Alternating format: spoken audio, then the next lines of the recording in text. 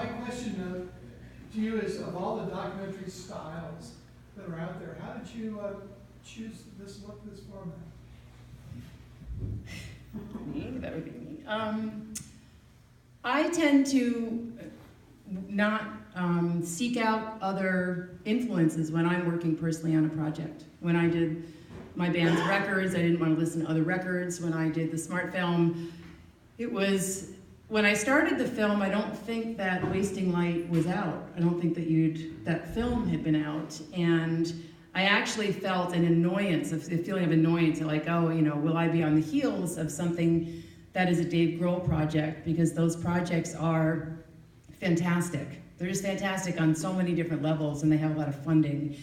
And I think that I just stuck to my guns, and I didn't pay much attention to what was going on, and I just tried to stay true to the archives and making the film really tangible, because the era that was so influential to me was very tangible, which was the 80s and the early 90s. And so there wasn't too many points of reference that I could access that really made me feel the way I felt just working with the research of Smart. I just wanted to keep it very centric to how I felt, during my time at Smart and what I knew the experience at the studio meant to other people. So I really didn't take my cues from anyone. I did a lot of these crazy photo animations. There's probably, 5,000 pictures that you see go by as a way to sort of move the audience through the experience of being closer to the research, which I think was part of, sorry, I'm so long-winded,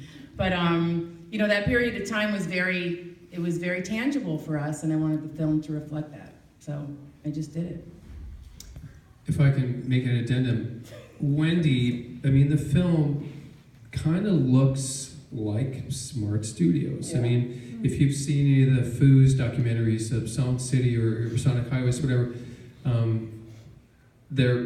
Dave's working on a different level. I love Dave Grohl, and he has the wherewithal to get this thing going. Wendy did it, this whole thing, by the seat of her pants. And thanks to all of you supporters here, everyone, because every single donation has helped. And she ran a successful Kickstarter campaign. We didn't think it was going to happen until a few days before the actual campaign ended, but she's really done it by the seat of her pants, much like Smart Studios was started when Steve and I did it. So in some ways, it's cool because it has the aesthetic of the film is very much the aesthetic that we had at Smart for 30 years. I'd like to add I know a lot of filmmakers, and I work with them, and all of them wanted in on this project and had advice. Here's what you should do, what you should do. And I love that Wendy said, up yours, forget it, not gonna do it. That was the best thing ever. Yeah. Yes? Another question. You were talking about back and forth with Wasting Light and Sound City and Sonic Highways. But if you point to those films, it's been the soundtrack. Can we expect a soundtrack from? Yeah, definitely. The first soundtrack that will accompany this film will be sponsored by Record Store Day. On Saturday, there will be 3,000 cassettes released at select stores in the country, all including 15 songs from the back catalog of the studio. They're songs that were independently released by bands like Tar Babies, Killdozer, De Kreutzen, The Weeds, Spooner, Firetown.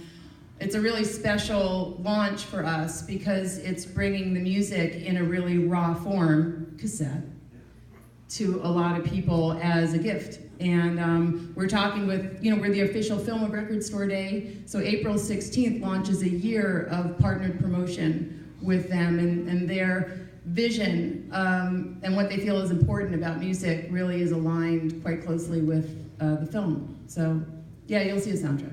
You'll hear a soundtrack. Awesome. Yeah. You? I have a question. One of my favorite things happened tonight, which is just that I found a new band that I've never heard of before and I loved. Who the fuck is Ivory Library? And how do I connect? They're your favorites. Ivory Library, amazing. Jeff Jagala was the mastermind behind the band, and they made these records that should have been signed to 4AD in England, have been massive because the music is so beautiful and evocative. And he's been making records for 20 plus More, years. yeah. Yeah. Yeah. And has a new band now, right? Yeah, that I'm in. Yeah. Square Wave, yeah. yes. And the music. Can we book you for Mile of Music for this year? I think so. That's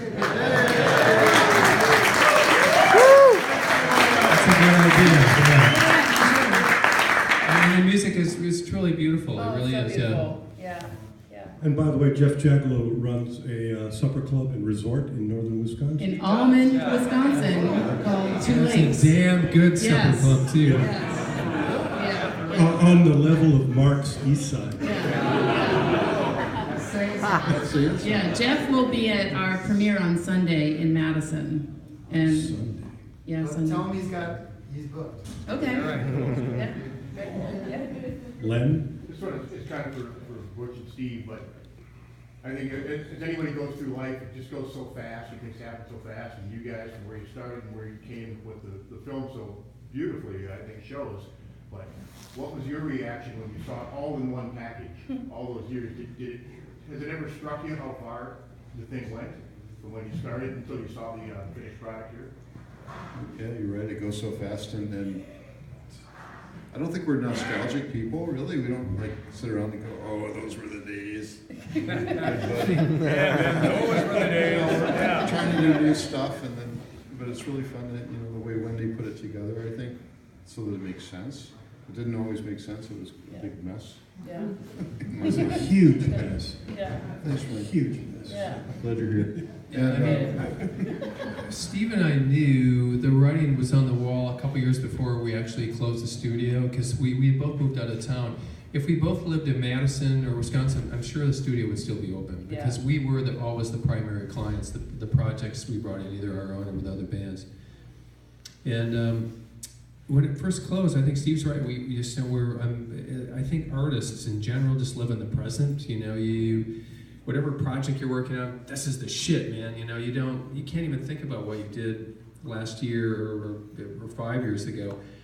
But when Wendy started putting the footage together, it was kind of groundbreaking in a way for me. I was like, wow, we have this incredible history. I know you felt the same after you watched some of the first rough cuts that she did, and it's cool to have that history, here in Wisconsin and here in the Midwest, and we had to be convinced by Wendy to have this film made. So God bless you. You got the film done. That's cool. Well, That's I have cool. to say that I didn't show them the film. I would always want to call you guys and say, you wouldn't just send somebody the tracks to a garbage record without having it mixed. Like, they wouldn't understand it. And that was the only thing that I was trying to convey to them. First, like, have confidence that I am working, because they wouldn't hear from me for maybe long periods of time. And it was a struggle. I called it the dragon for a long time. I would see the dragon, I have to slay the dragon, And it was a hard project to do, but I think that when I finally did show it to them, I think I gave you a 90-minute window, and then we had like another half hour before we were all going to get on the call together. And those 30 minutes where I knew that you'd watched it, and I wondered if you were talking to each other, going like, "What the fuck did she do? Like, what are we going to say to her? And how can we pull the project?" I mean, it was just a terrible half an hour. And there were some bumps in the road. Always. I met with some quote unquote producers in Hollywood that it was like between Wendy and the producers, it was like water and oil, it was horrible. It was horrible. And I would just not talk to them ever and again. so I was, okay, that's not gonna work. So eventually Steve and I realized we're just gonna leave Wendy alone, she'll make the film. And then it worked out. Right, yeah. That was hard, but anyway.